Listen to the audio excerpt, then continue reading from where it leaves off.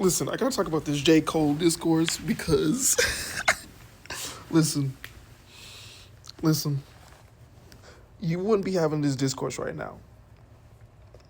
You wouldn't be having this discourse right now. This is karma. This is karma, Cole. You know why this is karma? Because we're not gonna just let's just run through history.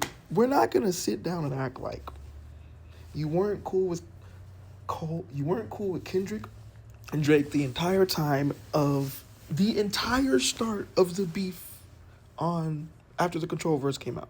From then on, they've been beefing. You've been hanging around and cool with both of them. With Kendrick, honestly, Kendrick doesn't like when it first was like a thing, right?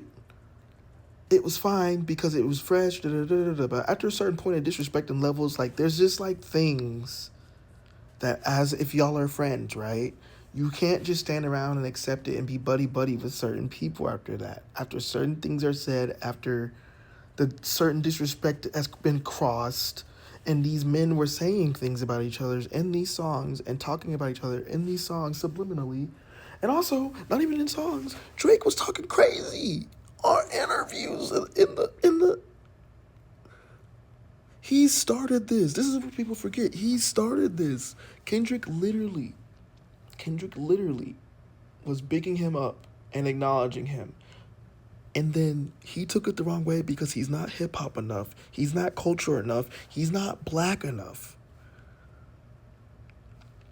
Black as in culture, as in ingrained and understanding and filled with the culture, the knowledge and love and the spirit of the culture.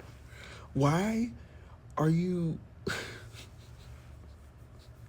why are you getting mad that he praised you and taking it as disrespect when it wasn't, then getting on the radio?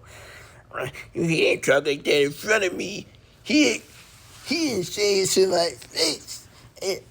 It was all love when I saw him, but but he was to come out and say no, because if you're gonna take shots like that,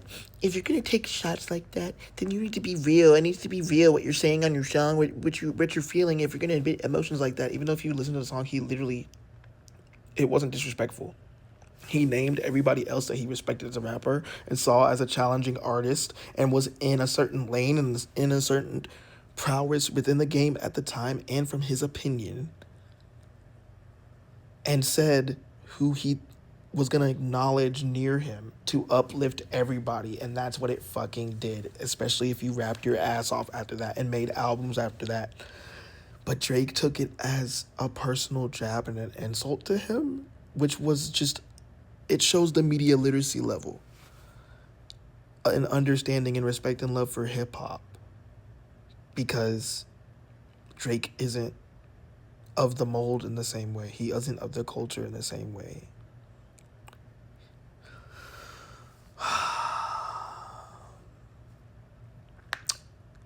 It's just crazy that you don't think after being around that, still doing features with him, still acknowledging him when you see how fake and you didn't even, apparently they didn't educate him. Apparently Cole wasn't educating him outside of the booth and outside of doing features or hanging out or whatever, because Drake has not deconstructed any of his racism the entire time, or any of his understanding. None of it's grown. He's hanging around Morgan Wallen. We got Haley Williams making a song about Morgan Wallen being an open racist and how it's disgusting and his bar is terrible.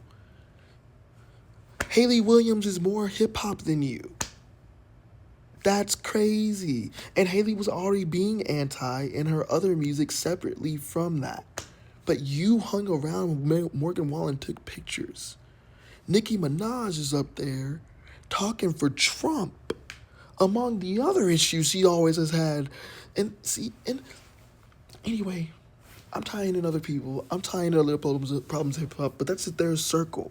You have Wayne, Nicki, and Drake all adding to the colonization of hip hop and the terribleness within the world and our genre and within our culture. They're all anti-black and perpetuating anti-blackness and oppression. And you want to hang around them niggas? And they're not changing at all? And you're supposed to be friends with them? Cole, what is going on? Did you call Drake about any of that stuff? Did you? And if you did, what why hasn't he not grown or changed or understood what's going on? I can't hear you, Cole. You ain't gonna make a song about that, but you gonna make a song about your rapper friend that wanna be a rapper really bad. And you're like, man, you gonna mess up your legacy being that focused on the no, how about you talk to your colonizer white boy friend about deconstructing his racism and loving our culture more when he's supposed to understand it so much. He loves Jay-Z and Pusha T so much, but he's out here acting like that. Tyler grew right before us, and we saw it. And Tyler was more, I don't want to say he was more detrimental, but because of his style, which is like Slim Shady is very underground rapper-ish and very satirical and very like so anti that it's like a shock value or considered shock value type shit. You know, really dark horrorcore underground rap, like dark. That's where he is heavily inspired by. So like, there's nothing he won't and can't say. Slim Shady and other rappers of the mold that do that horrorcore type of rap, Master Ace type shit, you know. Tech Nine, you know. There's other underground rappers that like pioneered that style within hip hop. And that's what Tyler comes from. So, but he's even gotten to where he can deconstruct, has loved black culture more, has understood his duty as a black person and as a rapper to like detail our experiences and what we're going through and deconstruct the racism and try to further the culture, especially with the LGBTQ when he was rapping about funk flex and butt sex.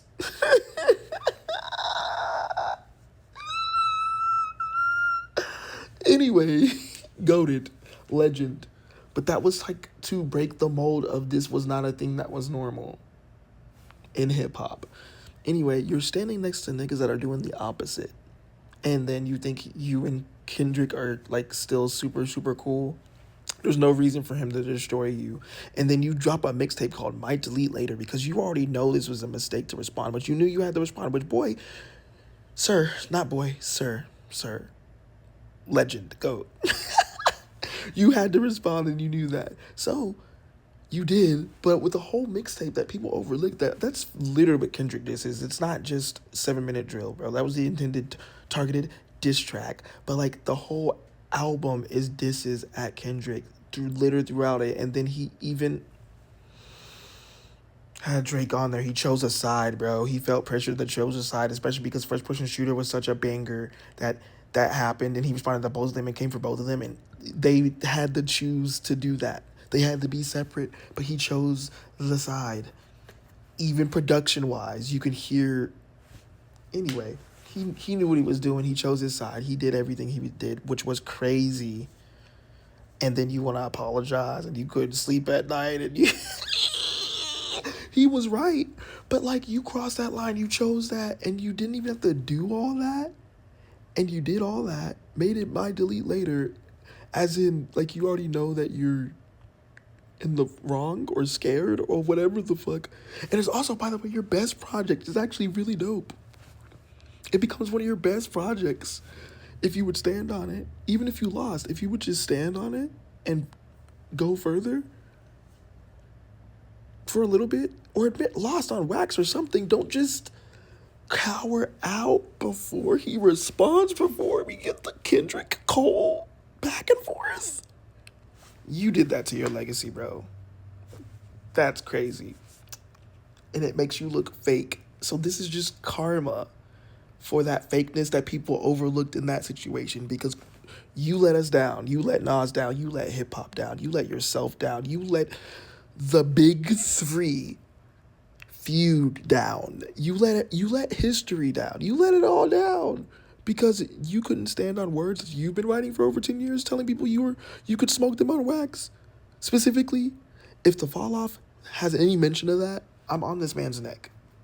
I'm on this man's neck. He better just rap about subjects and detailing and social issues. I ain't trying to hear no, I'ma smoke you from Cole anymore. So this is why this discourse, and you're getting trampled on, you deserve it. You deserve it. It's karma. It's your decisions.